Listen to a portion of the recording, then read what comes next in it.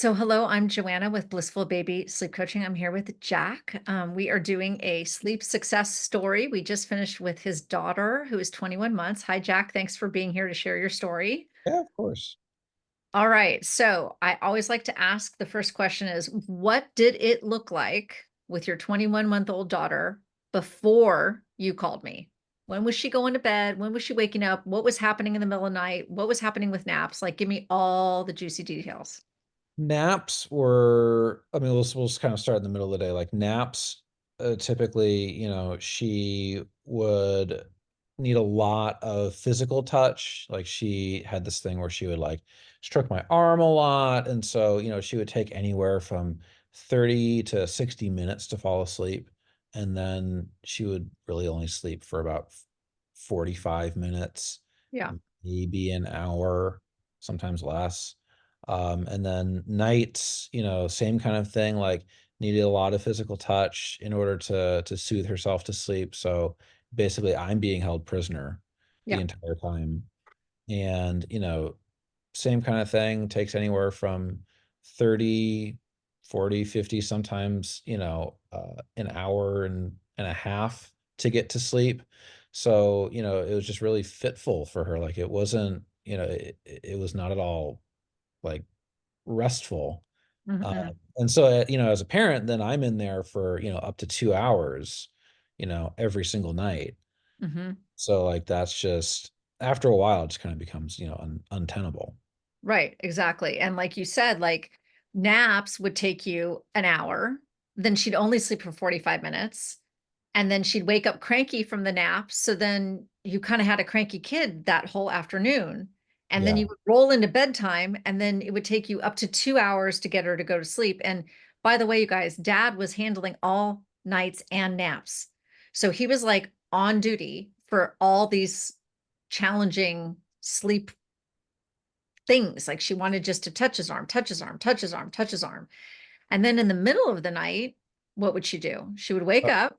yeah, so she would probably sleep, anywhere from 3 to 5 hours in her own bed, 5 hours if it was a good night. Um, and the other thing to say is, she would get to sleep finally maybe around 9, 9:30, Yeah. 10. Yeah. So, she's sleeping 3 to 5 hours. She wakes up anywhere from midnight to 2, Mhm. and then she would never get back to sleep in her own bed. So she Right. would always end up co-sleeping with mom and dad.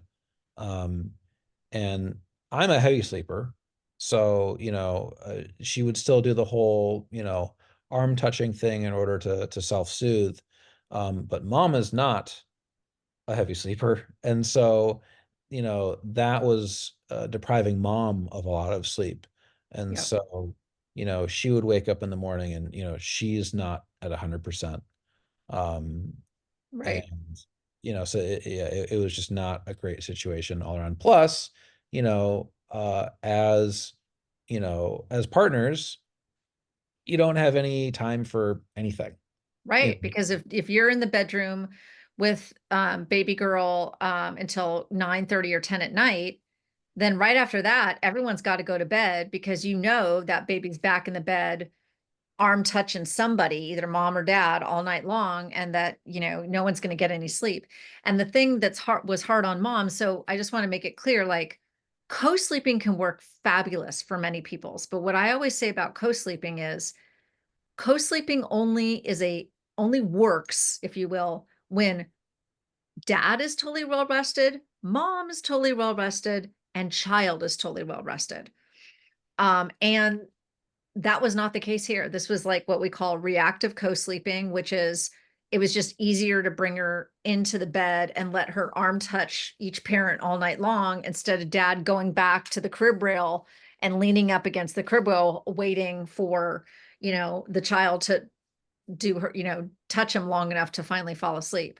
So I get it. It's hard because you guys were, so patient and loving, but then it got to the point where like no one was getting any sleep, even though you were co-sleeping. It just that wasn't providing the rest that everybody needed.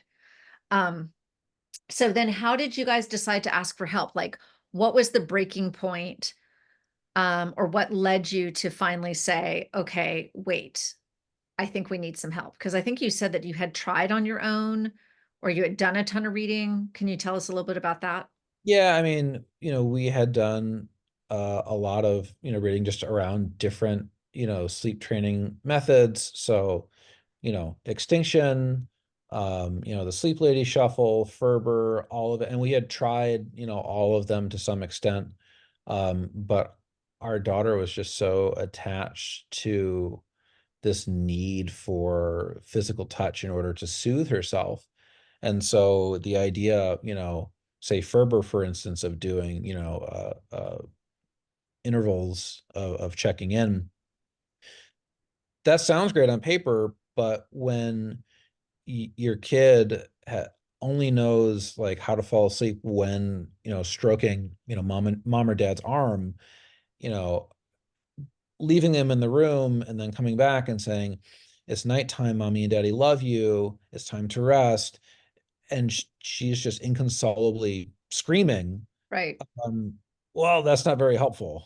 You right, know, the right. the the methodology, the methodology itself is sound, but meeting your child where they are and Hmm. how they are Hmm. is a lot more difficult to navigate. And I think that's what we were realizing we were having trouble with. And so, we thought that we really needed, um, you know, an objective third party who could come in to kind of lend us guidance and their expertise and just kind of all around just like help guide us through the process of figuring out how to get this kid to sleep. Yeah. And I want to say here that their 21-month-old daughter, her nickname that she became, that I nicknamed her, I call her Curveball Queen, because she was a difficult case. And I have been doing this for, over 13 years. I think I'm almost at 14 years now. So I have worked with many, many, many families and many, many, many children at her age, right around 2 years old. And so the fact that Jack and his partner said, you know what, we really need that, like you said, third objective third party to guide us, for sure. You guys benefited from that, because the collaboration that we needed, that I had a ton of knowledge, but I even went out to some of my colleagues to talk about it. Like, so sometimes there are cases that are really tough, but this is why I wanted Jack to talk to us today, is because even the hardest cases are solvable. That's the good news here, right?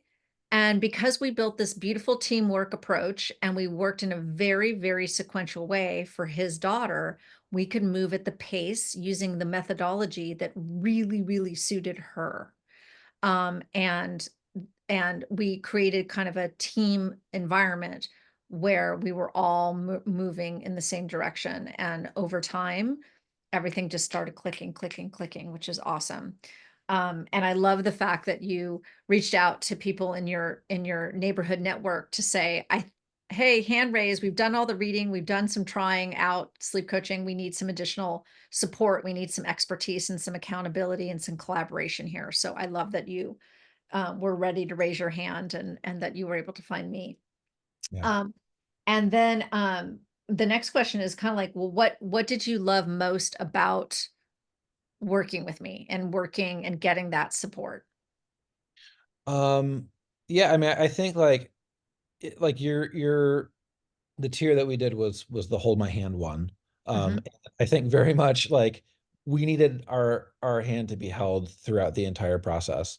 And so like having, consistent check-ins and calls and, I submit sleep logs and we have a discussion about it or emails, Hmm. or texts, the following days, like just kind of uh that kind of responsive environment is Hmm. really good because then, we can test that out, whatever suggestions you might have, we can test it out like the next night, Yep. uh, or the next nap, whatever the case may be. Hmm. Um, and you know, it was great to have essentially someone to also be accountable Mhm. to, Mhm. because, if you do this on your own as parents, it's easy to let things slide. It's easy to be like, well, yeah, like we moved to the center of the room, doing a sleep lady shuffle, but now like she's getting really cranky and like, oh well, we should maybe move back to the side of the bed because that's, where she was really comfortable there. So it's really easy to kind of let things regress. Mhm. Whereas I think if you have somebody who is really, mindfully coaching you through this, you feel like you're getting advice, and Yeah. it's hard to ignore. It's like, okay, we're here, we need to be here. So they're always Mhm. keeping you moving. But Mhm. also, you feel accountable to that of like, okay, like we've gotten this far, you know, the only way out is through, Yeah. so we have to chart that path and for everybody's sake, otherwise kind of feel like you're letting the team down. Right, exactly. And the accountability is like a good type of accountability. It's not like I'm going to come and be like, "Well, you didn't do this." It's never like that. It's very much we co-create the goals and then we do the thing, whatever the next step is, and then we evaluate, evaluate, evaluate. Like, is this working for you? Is this working for your wife? Is this working for the baby? It is. Okay, so now we have proof it's working. So now we have the accountability because we're all agree this is like working in our favor. So it's like the best type of accountability because Yeah. it doesn't there's no shame or judgment associated with it. It's like it's all like informed consent in many ways. And then it's like this feeling of validation, like, oh my gosh, we collaborated, we executed, we made a good decision, and now we have proof of the good decision, and so now we can collaborate again, we can execute, and then we can evaluate, and then we can make another good decision, and then we can keep going. So that's what I think is super important. And in a case of a curveball queen, you need that even more, right? So we were like in constant contact just all the time, right? So what does it look like now, Dad? Like this is our celebration call. Like he has achieved everything on his wish list. So tell me what it looks like now. Like, what time does she go to bed? Where is she in bed? How long does she sleep? What's her naps like? So now, at nighttime, we start around, anywhere from like 4.5 to 5 hours and 15 minutes awake. Whereas before, she was going to 6.5, 7 more hours awake. Um, Mhm. and we have a routine, if she takes her bath, put on her PJs, brush her teeth. She says, gives mom a hug and a kiss and a high five, and then, me and her, we do pretty much like two books max, so in the crib, we read a book, and then I tell her we're going to do one more book and then we're going to rest. And then I hold her to that, even if she's, complaining. Um, and then, yeah, we do the same thing as we did with mom, hug and a kiss and a high five. And then she says, night, night, dad. At night. And then she lies down. And she lies down and goes to sleep. And the other day, even when she asked for the book, she went, Dad, rest, which Yeah. is so amazing. And I said, Yeah. now we've reached the threshold right around 2. They get body awareness. She's right on cue. She's almost 26 months, right on cue. She's like, I am having body awareness. I'm actually tired. And that to me is like golden because it means that she loves her bedtime routine so much that she can be relaxed about her bedtime routine. She's not scared to go to sleep. She's not scared the dad's leaving. She's nothing. It's like she likes her crib. She likes her routine so much so that she can feel drowsy and actually want to rest, which is so beautiful. And she does that. She does rest. It's so Yeah. cute. Yeah. Um, Amazing. And then for naps, she now is taking one big giant nap Yeah. and Yeah. it's She's now extending. It used to be 45 minutes. Now we're getting 90 minutes to 2 hours. Yeah. And nighttime sleep, to kind of go back to it, like she's sleeping through the night now. Yeah, She's falling asleep, around 8 o'clock, and she isn't waking up until just after 6. amazing. So she's getting 10 hours consolidated sleep in her crib all night long and wakes up happy. right, Dad? Wakes up Oh yeah, happy. yeah. Wakes up happy. Like she's at the point now where too we're trying to kind of get her more comfortable in her own bed in the morning where she kind of hang out. So we'll go in and we'll check on her and say, "Do you want to read a book in bed?" And she usually says yes. So we give her a book, and that kind of lets us, you know, get ready for our morning, kind of, you know, brush her teeth and, change her clothes and, kind of get prepped for the day. And, whereas before, she would wake up and she would want out of the crib immediately. She Yep. wants nothing to do with her crib. Right. She doesn't want to be here. She just wants to be with mom and dad. Where's mom and dad? Now, she's just so much more comfortable in bed and comfortable in her own skin. Hmm. I can't, uh, I can only guess that, in terms of just like her independence generally, Hmm. when it comes to play or other parts of her life, I can only think that this will also start to extend to that because, Hmm. she has a feeling of contentment here and, you know, she's okay on her own. So maybe, she'll start feeling that she can do the same in other areas. Yep.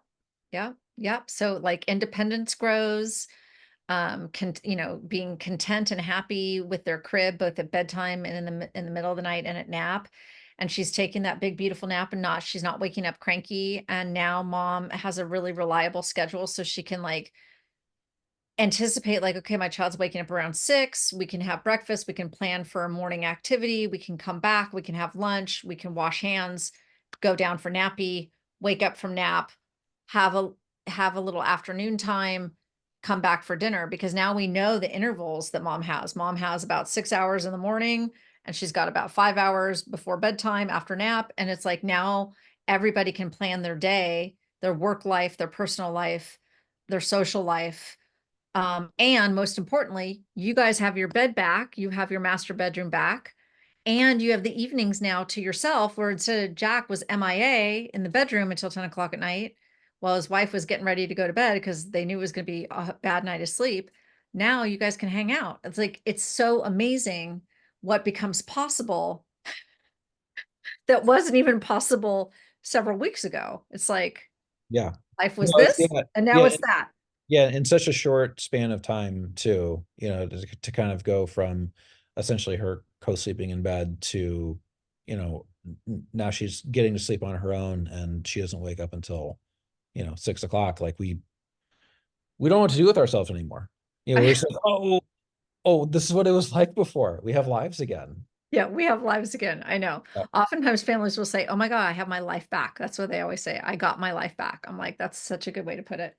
So if you were to meet a family, parents that had a child that wasn't sleeping from ages 6 months to 10 years of age, because remember, it's never too late to learn their sleep skills.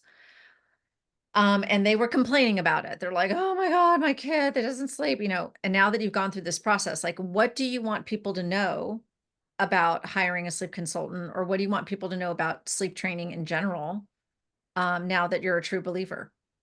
So the thing that I didn't really understand at the beginning was that sleep is a learned skill.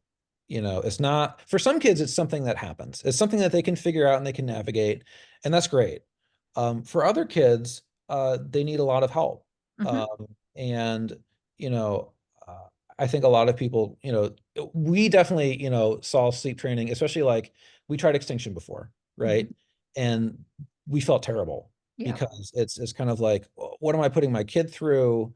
All they want is just like they just want mom and dad. Mhm, So, um, yeah, like having there is a stigma around it, and I think having someone to guide you through to kind of navigate, because every kid's different, mhm, and you know the process you're going to have to go through is different. I think the big thing that one thing that stuck out at the beginning of the process that you said is like, this is primarily going to be guided by your child, mhm, like how your child reacts to things, whether positively or negatively, is mainly going to be, guided by, you know, them. Like we're going to be, kind of putting up the guardrails, but they're going to be steering the boat. Mm-hmm. So I think that's a big thing, that people might have a misconception about. It's like, oh, it's like a hard and a fast thing. Mm-hmm. No, it's extremely organic. Mm-hmm. Yeah. Um, and like you say, it's never too late to learn. Right. It's never too late to learn. Well, thank you so much, Jack, for sharing your story. Again, you guys, Jack had the curveball queen. It took us a long time. We even had to take a break, which was fine, again, because we were collaborating, evaluating, checking in, co-creating, executing together. And that's what it's all about. Because when you're working, when you have the right coach using the right methodology for the right temperament of your child, and you're working at the pace that honors the child, because again, this child literally led the program. Like, she guided us on what was possible every step of the way. And what we were doing is paying very close attention. And we were collaborating with her. And when you get that combo, even the toughest cases can be remedied. That is the good news story here. That's why I wanted Jack to come on today to talk to you guys. So thank you again for sharing your story. And thank you for being such an incredible, patient, loving parent. He never gave up, and I never gave up. And that is so good, because when you're thinking learn skill, like, kids learn how to walk, they learn how to swim, they learn how to read, they learn how to do math. This is no different. If your child had a learning difference, you would be working really extra hard with them to help them move through their obstacles to learn to read or to do their math facts. This is no different. It's like we can create the learning container and go at the right pace, and the child, it will click, it will click, it will click, and it clicked. And that's why Jack is here today to tell us the good news. Yeah. So thank you so much, you guys. Thank Thanks, you. Jack.